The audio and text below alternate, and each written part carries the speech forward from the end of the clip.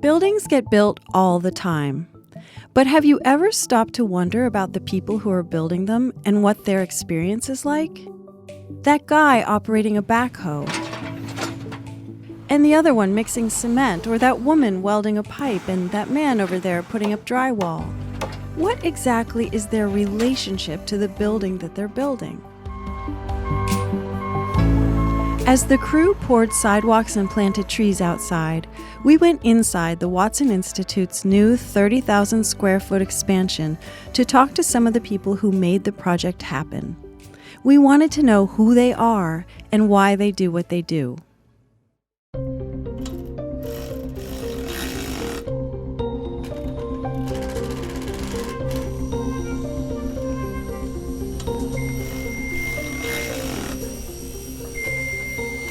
My name is Shawn Manning. I'm the project superintendent from Shawn Design and Construction. I think every project's been pretty unique, and I guess it's somewhat like reading a new book. You get new characters. My name's Nicole Blaze. I'm a senior project manager with Shawn Design and Construction. My name is Evans Nicholas. I'm with DiGregorio, and I've been with them for 8 years. I'm Amanda Romano, and I'm a third-year pipe fitting apprentice. You start off with the introduction. I went to school for architecture and graduated in 2000, so I've been in the industry for 18 years. I went straight into construction. I'm a laborer, basically do everything. From putting in pipes, getting sidewalks ready to get poured, anything you can think of. Well, I wanted to be a laborer because they're the first ones on and the last ones to leave. So when you first start a job, you get the laborer to go. He starts cleaning up whatever it is that needs to be done. And when the job is over, he cleans up, takes care of everything so the job can be ready to open up. I'm always working. Very smart. Well, I originally went to college for drawing. I didn't know what I wanted to do afterwards, and I just was like, welding's kind of like drawing. You just fit pipes mostly, so we do a lot of copper. The plot's different. The name of the project is the Brown University Watson Institute expansion. The Watson Institute mean some kind of, I don't know, institute for public housing, I don't know. You don't know what's really going on or who's going to be in these buildings, so you're just building them, especially when you're just working job to job to job to job. You don't really actually sit down and think about it. Once it starts coming together, you can kind of tell, like, these are going to be offices or these are going to be labs or... Everybody's working, number one. You're able to feed your family. So, that's always a good thing. That keeps people happy.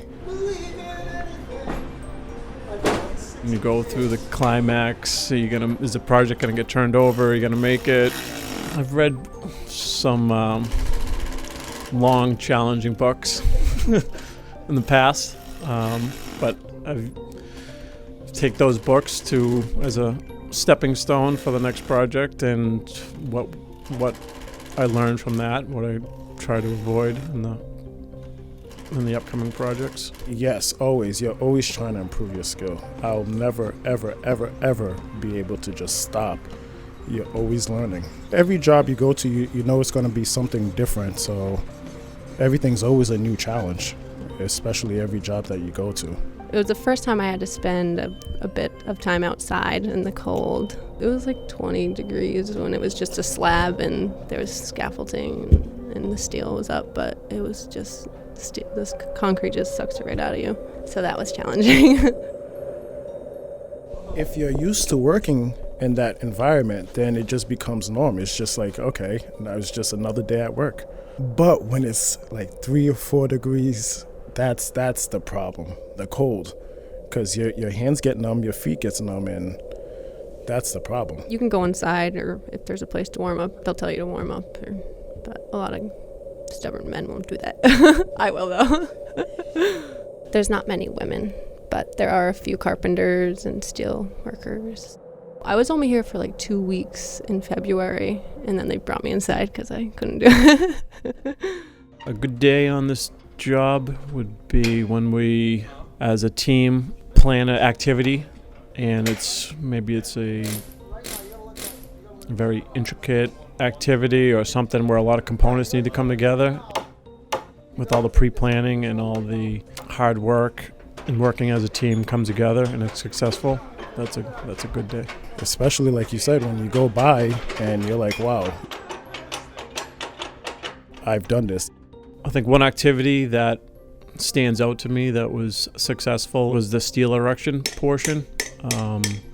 The steel was delivered from Canada on large trucks, and trying to navigate that steel through these back roads of Providence and get it into the site, and having the crane positioned in the right location and the steel trucks being able to pull right in and unload the steel and erect it seamlessly was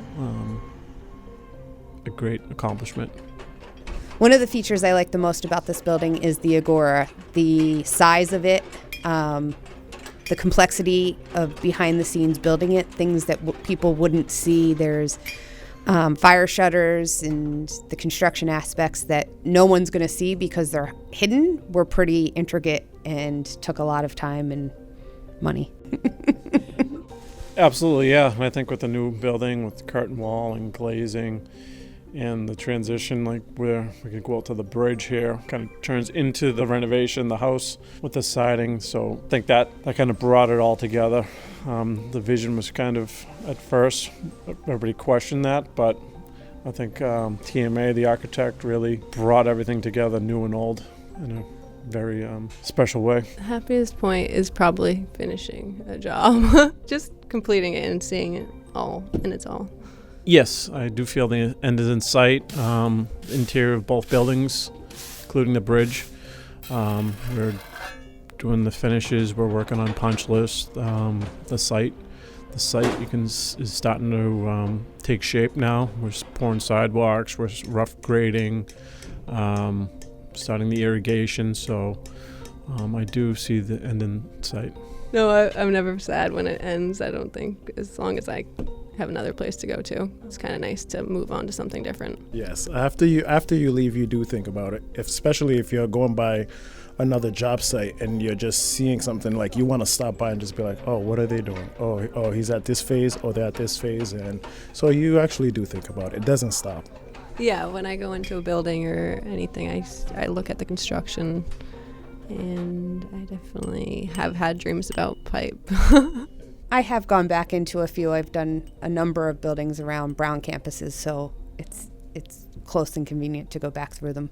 I worked on Rhode Island Hall. I've worked on John Hay Library. I've worked on the other Watson building, doing some upgrades there.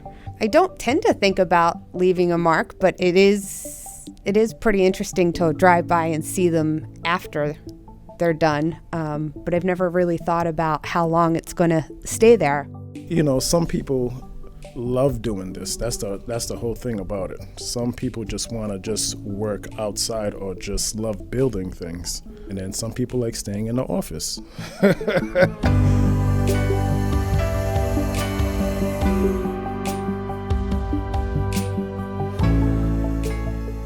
This has been Trending Globally, Politics and Policy. If you enjoyed today's conversation, you can subscribe to the podcast on iTunes, SoundCloud, or Stitcher, or download us on your favorite podcasting app. If you like us, rate us, and help others who might enjoy the show find us. For more information, go to watson.brown.edu.